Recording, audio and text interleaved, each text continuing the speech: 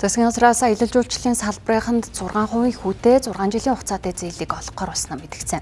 Ингэхдээ тур компани, амралтын газар, аялын агент зэрэг олон төрлийн компаниудын онцлогийг харгалзах зүйтэй нь энэ сэдвээр эдийн засгийн болонд дэлгэрүүлэн хүргэнэ. Өдөртөө орой мэнд хүргэе. За өнгөрсөн 2024 онд салбарынхны өгч байгаа мэдээлэлээр нийтдээ 800 мянга гаруй жуулчмал Монгол улсыг зориулж ирсэн гэсэн ийм мэдээлэл өгч байгаа.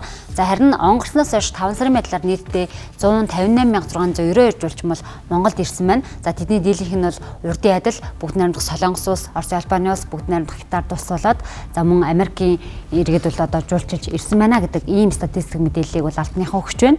За тэгвэл ер нь одоо яг энэ цаашдаа 2030 он гэхэд нийтдээ Монголд ирж байгаа жуулчдын тоог одоо 2 саяд хүргэнэ гэж байгаа. За ингээд тухайн одоо аялал жуулчлалын салбараас орж ирж байгаа одоо мөнгөн дүн нэмэх, за нэгсэндээ эдийн засгийг аялал жуулчлалын салбараас одоо тодорхой хэмжээгээр бүрдүүлдэг байх чиглэлд бол анхаарч ажиллаж байгаа засгийн газраас онцолж байгаа.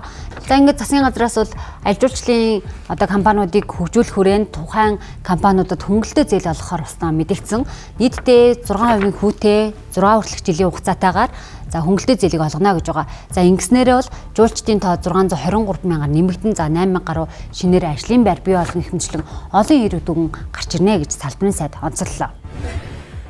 Аялал жуулчлалын салбарт үйл ажиллагаа явуулж байгаа аж ахуйн нэгжүүдийн хөрөнгө оруулалтуудыг нэмэгдүүлэх зорилгоор засгийн газраас тогтоол гарлаа. За энэ нь юу вэ гэхээр одоо аялал жуулчлалын салбарт үйл ажиллагаа явуулж байгаа аж ахуйн нэгжүүдэд бага хүүтэй урт хугацаатай хөнгөлөлтөө зээлийг бий болгох суурийг тавьсан. 2030 он хүртэлх стратеги тодорхойлсон. За ингэхдээ бид 2030 он гэхэд нийтдээ 2 сая жуулчин хүлээж авахар зорилт тавьж байгаа. За ингэснээр Монгол Улсын дотоодын нийт бүтээгдэхүүний ойролцоогоор 10 орчим хувийг аялал жуулчлалын салбараас бүрдүүлэх.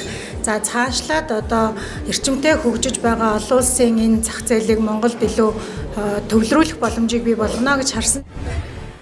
Түүний хэлсэнчлэн хөнгөлөлтөө зээлийг аж ахуйн нэгж байгууллагууд олгоод эхэлчих юм бол за 7-9% өсөлттэй байгаа аялал жуулчлалын салбар 2030 он гэхэд 16% өсөлттэй болох боломж байна гэж бол үзэж байна. Тэгэхдээ үүн дээр бид бүхэн салбарынхан болоод эдийн засгийн байр суурийг сонссон. За салбарынхны зүгээс бол цаашид яг энэ тухайн зээлийг арилжааны банкны цагуужлалтаар олгох юм байна. За шалгуурын хувьд ямар байх вэ? За одоо жишээлбэл аялал жуулчлалын салбар өөрөө дотроо бол одоо тур компаниуд, за амралтын газар, мөн дээрээс нь одоо аяллаа одоо агент гэх мэтчлэн олон төрлийн одоо чиглэлийн үйл ажиллагаа явуулдаг компаниуд байдаг.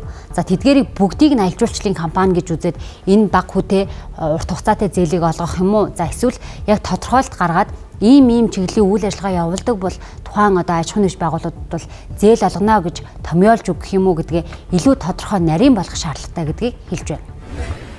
Тэгэхээр одоо зээлийн эргэн төлөлтийн хугацаа графикийг одоо яг энэ хэсэг дээр нь одоо уяатан болгоход бид нар банкудад зөвшөлдсмөр байна. Бас хамгаалалтын газар нутагт 20 жил үйл ажиллагаагаа явуулчлаа. Одоо бааза өргөдөхийг гээд ингээд зээл авах гэхээр нөгөө Монгол гэрүүдийн чинь жишээлбэл зээлийн барьцаанд авахгүй, за газрын гэрчлэгийн тусгай хамгаалттай гээд одоо 5 жилээр сунгагддаг ч юм уу. Тэгэхээр нөгөө 6 жилийн хугацаанд чинь бас яах юм те.